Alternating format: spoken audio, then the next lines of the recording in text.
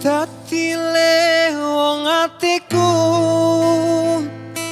nalikane sepisan ketemu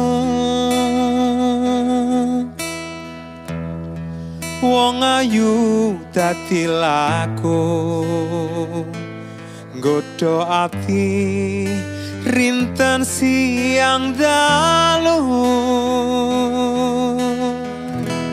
kinerban jiwa raga ngundang rasa tumetes ing kalbu lir nguyai segara datan bisa ngluluhke atimu.